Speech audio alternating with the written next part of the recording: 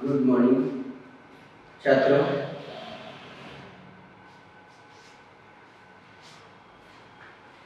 Very happy good morning. आज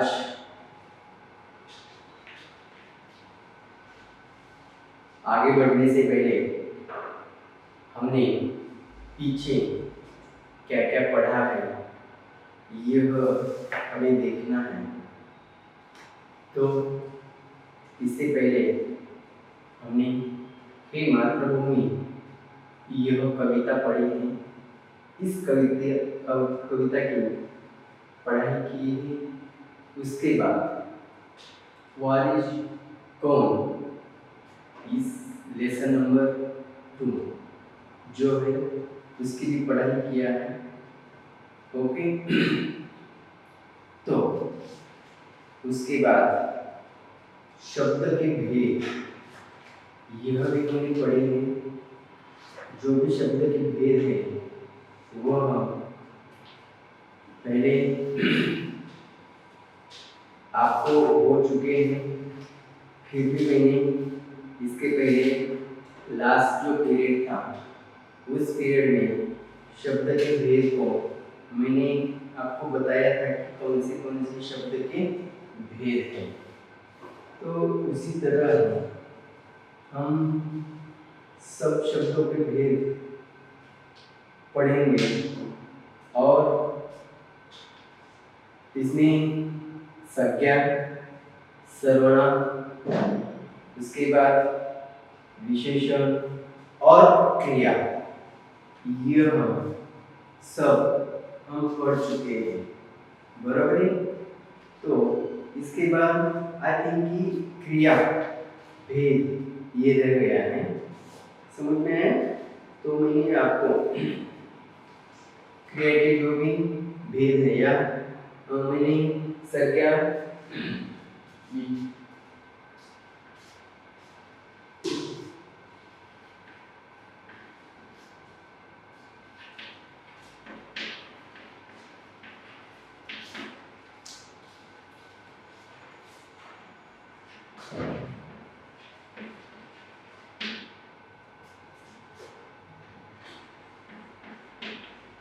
शब्द भेद। ओके मैं यहाँ पे लिख रहा हूँ संज्ञा, सर्वनाम,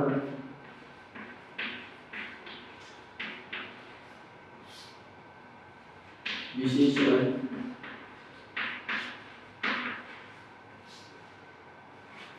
उसके बाद क्रिया। ओके क्रिया हो जाती है। क्रिया का मतलब जब वाक्य पूरा होता है तो उसे क्या कहते थे? क्रिया कहते हैं। उससे पहले संज्ञा कोई व्यक्ति, वस्तु या स्थान या भाव के नाम को संज्ञा कहा जाता है। मैं आपका पहले फिर से और एक बार रिवीजन लेने जा रहा हूँ। ये ऑलरेडी पढ़ा चुका हूँ, हो चुका है, ध्यान दीजिए सभी तरह। सर्वनाम संज्ञा समझ में आई? किसी व्यक्ति, वस्तु, स्थान या भाव के नाम को संज्ञा कहते हैं। जैसे भावेश यह व्यक्ति का नाम है। पुस्तक, हरियाली, पानी, सभा इत्यादि आदि इसे क्या कहा जाता है कि संज्ञा कहा जाता है।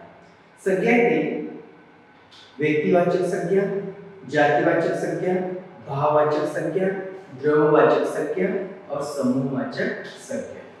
यह संज्ञा के 5 प्रकार हैं। संज्ञा के यह 5 प्रकार हैं, ये हमने आपको बताया है। उसके बाद सर्वनाम, उसके बाद सर्वनाम संज्ञा के स्थान पर प्रयुक्त होने वाला शब्द जो होता है, ध्यान से सुनिए, ध्यान से सुनिए। संज्ञा के स्थान पर प्रयुक्त होने वाले शब्दों को सर्वनाम कहते हैं। जहाँ पे संज्ञा होती है उसकी जगह कोई दूसरा और शब्द लेता है। इसका मतलब संज्ञा के स्थान पर प्रयुक्त होने वाला जो शब्द होता है उसे सर्वनाम कहा जाता है। जैसे फॉर एग्जाम्पल वे, हम, तुम, तू, वे, उसे, यह सर्वनाम है। यह सर्वनाम है। सर्वनाम के भेद बताया है।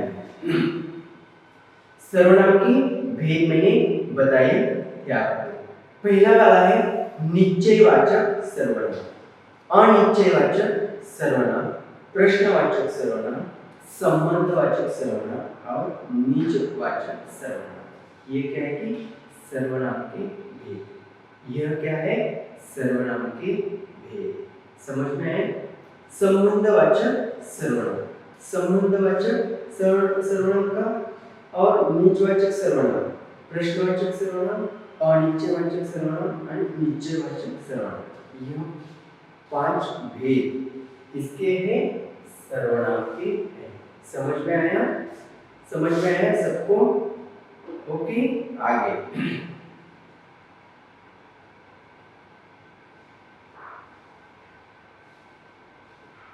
पुरुषवाचक सर्वनाम, दूसरा है निश्चयवाचक सर्वनाम, तीसरा है अनिश्चयवाचक सर्वनाम, चौथा है प्रश्नवाचक सर्वनाम, पांचवा है संबंधवाचक सर्वनाम। नीचे मीन्स पुरुषवाचक, समझ में? संबंधवाचक सर्वनाम। आगे चलिए विशेषण। ध्यान से सुनिए, आप सबको ध्यान देना है, कोई लिखेगा नहीं।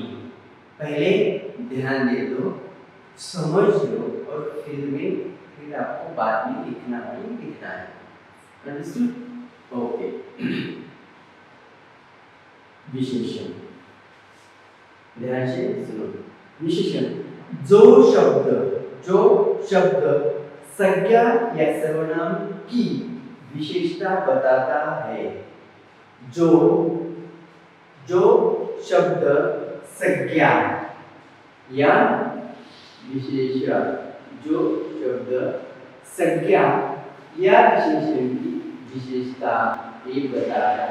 संज्ञा की भी विशेषता बताता है और सर्वनाम की भी विशेषता बताता है। समझ में आया? जो शब्द संज्ञा या सर्वनाम की विशेषता बताता है उन्हें विशेषण कहते हैं। समझ में आया? समझ में आया? ओके। विशेषण के प्रकार, गुणवाचक विशेषण, संख्यावाचक विशेषण और ये गुणवाचक विशेषण, संख्यावाचक विशेषण, परिमाणवाचक विशेषण और चौथा है सार्वनामिक विशेषण। संख्यावाचक विशेषण के प्रकार है कुल पूरे 4। संख्यावाचक विशेषण के 4 प्रकार हैं। पहला वाला संख्यावाचक विशेषण, गुणवाचक विशेषण। ओके, हाँ, तो मैंने आपको विशेषण के प्रकार बताया, बराबर है? कितने हैं कुल? पूरे मिला के 4। पहला वाला गुणवाचक विशेषण, दूसरा वाला संख्यावाचक विशेषण, तीसरा वाला परिमाणवाचक विशेषण और चौथा वाला सार्वनामिक सार्वनामिक विशेषण। ऐसे सार्वनामिक विशेषण समझ में आए? पूरे मिला के 4 विशेषण के पूरे मिला के 4 प्रकार है। समझ में आया? तो आगे हमारा रह गया था क्रिया, ये वाला रह गया था, बराबर है? तो क्रिया किसे कहा जाता है? क्रिया किसे कहा जाता है? तो देखेंगे बच्चों हम क्रिया किसे कहा जाता है। क्रिया का मतलब क्या होता है? जिस शब्द का समूह से, ध्यान दे दो, क्रिया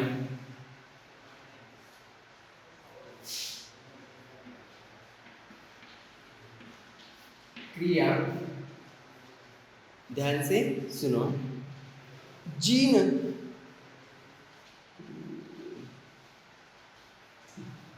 जिस शब्द या समूह से किसी कार्य के करने या होने अथवा किसी प्रक्रिया, किसी घटना के होने का बोध होता है, उसे क्रिया कहते हैं। क्रिया का मतलब जिन शब्दों से काम का होना या प्रकट हो वे शब्द क्रिया कहलाते हैं। मीन्स कोई काम हम करने जाते हैं तो वह काम से क्रिया पूरी हो जाती है, चाहे वो क्या होता है, कोई घटना होती है, कोई प्रसंग हो जाता है या कोई प्रक्रिया हो जाती है, उसका बोध होता है, उसे क्या कहते हैं कि क्रिया कहते हैं। जैसे फॉर एग्जाम्पल पढ़ना, क्या पढ़ना, उसके बाद सोना, उसके बाद भागना, तैरना, खेलना आदि क्रिया के बिना वाक्य नहीं बनता। बनता है क्या? नहीं, वह अधूरा रहता है। क्रिया शब्द जुड़ने पर शब्द समूह वाक्य बन जाते हैं, उनका अर्थ पूर्ण रूप से स्पष्ट होता है। ध्यान से सुनिए। फॉर एग्जाम्पल मीन्स मैं आपको बताऊंगा, शलाका पत्र पढ़ती है। पहले क्रिया जिन शब्द समूह के किसी कार्य करने वाले, क्रिया जिन शब्द या शब्द समूह, जिन शब्द या शब्द समूह, शब्द समूह से किसी कार्य के, शब्द समूह से किसी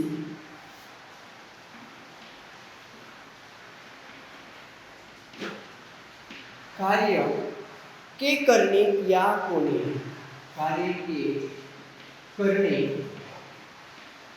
या होने अथवा किसी होने अथवा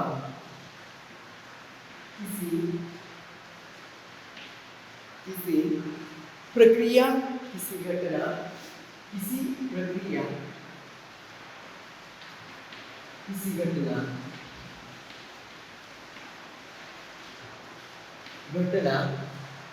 के होने का बोध होता है।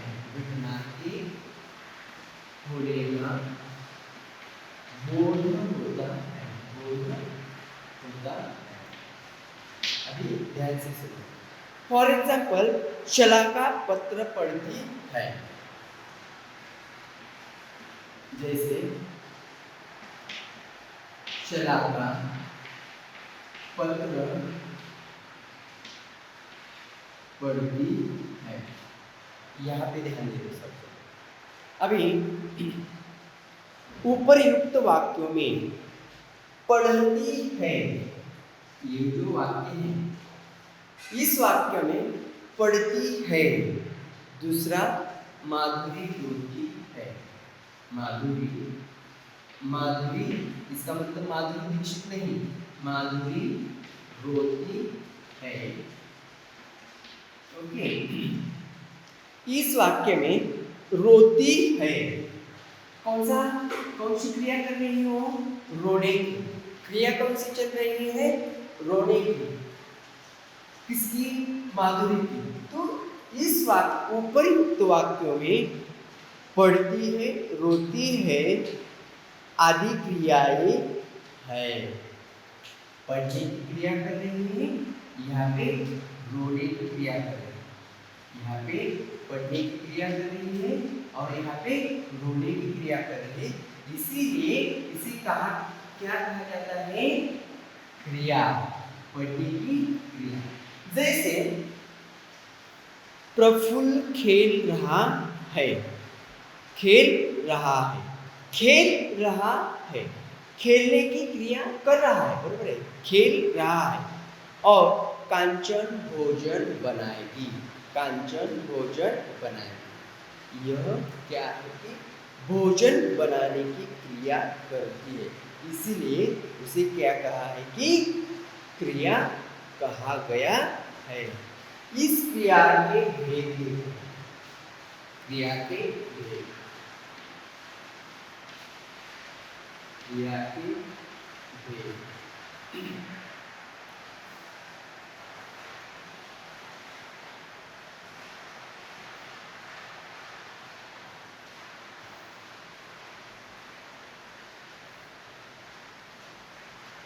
सकर्मक क्रिया, कर्म के आधार, अभी क्रिया के दो भेद हैं, यहाँ पे भी बोल देता आपको। पहली है सकर्मक क्रिया, राइट, सकर्म और अकर्म, यह क्रिया के भेद, और उसमें बहुत सारे हैं, यह क्रिया के भेद है, इसमें अन्य जब आएंगे तभी मैं आपको बताऊंगा। सकर्मक क्रिया, कर्म के आधार पर क्रिया के दो भेद है, कर्म के आधार पर, जैसे कि कर्म होता है, कर्म का मतलब कर्म के आधार पर, आधार पर क्रिया के दो भेद है, कर्म के आधार पर क्रिया के दो भेद है। पहला वाला है सकर्मक, दूसरा वाला है अकर्मक क्रियापद। अभी सकर्मक क्रिया पहले हम देखेंगे, अभी हम क्या देखेंगे, पहले सकर्मक क्रिया, ध्यान दे दो, सकर्मक क्रिया, राइट। सकर्मक क्रिया जिन क्रियाओं के साथ उनका कर्म होता है, जिन क्रियाओं के साथ, जिन क्रियाओं के साथ उनका कर्म का मतलब क्या होता है, का, उनका कर्म होता है, जिन क्रियाओं के साथ उनका कर्म होता है, कर्म होता है, तो उन्हें सकर्मक क्रिया कहते हैं, उन्हें क्या कहते हैं, सकर्मक क्रिया, अंडरस्टूड, उन्हें सकर्मक क्रिया होता है, उन्हें सकर्मक, यहाँ पे क्रिया होती है, ध्यान दे दो, ध्यान दे दो, जिन क्रियाओं के साथ उनका कर्म होता है, कर्म चालू होता है, उसे क्या कहते हैं कि सकर्मक क्रिया कहते हैं। क्या कहते हैं, सकर्मक क्रिया कहते हैं। फॉर एग्जाम्पल, मीना पुस्तक पढ़ती है, सकर्मक क्रिया पर देखो, मीना पुस्तक पढ़ती है, मीना, जैसे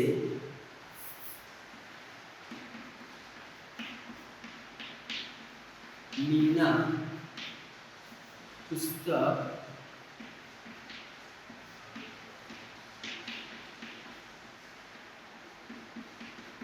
पढ़ती है, समझ में आया, मीना पुस्तक पढ़ती है। अभी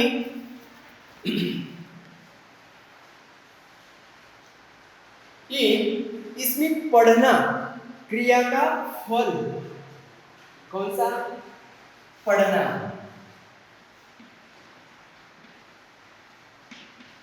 पढ़ना, पढ़ना क्या है, क्रिया का फल, कर्म पर, पुस्तक पर पढ़ता है, क्या पढ़ रहे हैं, पुस्तक पढ़ रहे हैं, क्या पढ़ रहे हैं, पुस्तक। यहाँ पे पढ़ना क्रिया का फल, पुस्तक कर्म, पुस्तक क्या है, कर्म है, क्या कर्म क्या कर रहे हैं, कर्म क्या है, काम क्या कर रहे हैं, कर्म पढ़ने की क्रिया कर रहे हैं, राइट नो, कर्म क्या है, पढ़ना, राइट नो।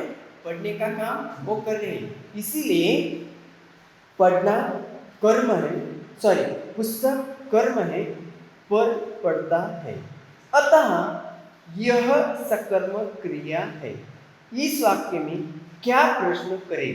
जैसे मीना क्या पढ़ती है, इसे तुम सवाल पूछोगे, इसे तुम सवाल पूछोगे, जैसे मीना क्या कर रही है, क्या कर रही है, ऐसे सवाल पूछोगे तो पुस्तक पढ़ रही है, क्या कर रही है, पुस्तक पढ़ रही है, ये उसका सवाल का जवाब आएगा। इसीलिए इस वाक्य में जैसे मीना क्या पढ़ती है तो उत्तर मिलता है पुस्तक। इसमें पुस्तक क्या है, कर्म है, पुस्तक क्या है, कर्म है, अतः यह सकर्मक क्रिया है, अतः यह क्या है, सकर्मक पढ़ना, यह क्या है, सकर्मक क्रिया।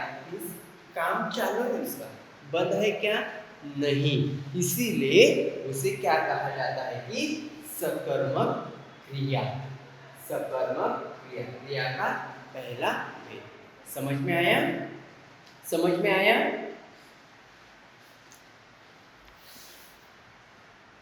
और एक बार एग्जाम्पल बताता हूँ। अध्यापिका बच्चों को कहानी सुनाती है, अध्यापिका जैसे जैसे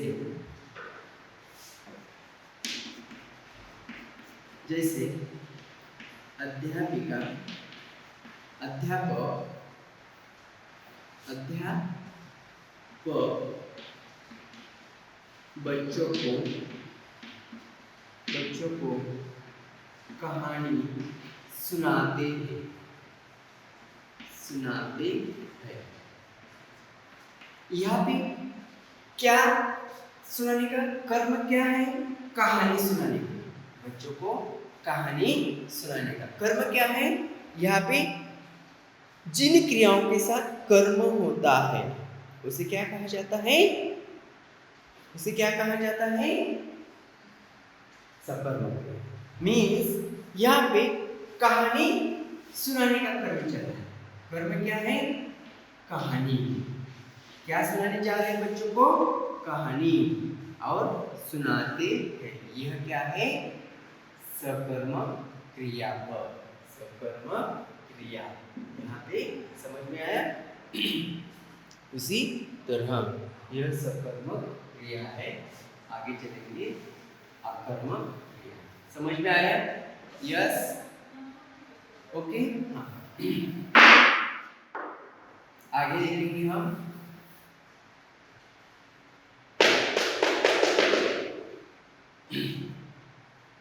अकर्मक क्रिया, अकर्मक क्रिया। पहले हम ये महत्वपूर्ण घटक है, ये महत्वपूर्ण घटक ही देखेंगे, ओके।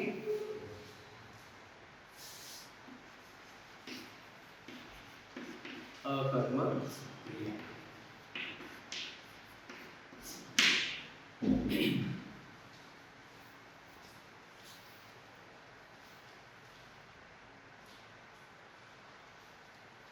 जिन क्रियाओं के साथ उनका कर्म नहीं होता है, उसका डेफिनेशन, इसकी व्याख्या, जिन क्रियाओं के साथ, क्रियाओं के साथ, जिन क्रियाओं के साथ उनका कर्म नहीं होता है, उनका कर्म नहीं होता है, नहीं होता है, उसे क्या कहते हैं कि अकर्म, उसे क्या कहते हैं, अकर्म। प्रिया गाती है, फॉर एग्जाम्पल प्रिया, जैसे प्रिया गाती, प्रिया गाती, यहाँ पे है क्या, उनका कर्म है क्या उनके साथ, जिन क्रियाओं के साथ उनका कर्म नहीं होता है। यहाँ खाली प्रिया क्या कर रही है, गा रही है, गाना गाने की क्रिया कर रहे हैं क्या? नहीं, यहाँ खाली गाने की क्रिया उन्होंने गाती है, वो खुद गा रही है, इसीलिए यहाँ पे इस वाक्य में गाती है और उसका कर्ता है प्रिया। उसका कर्ता कौन है? यह क्या है? कर्ता। यह क्या है? कर्ता। और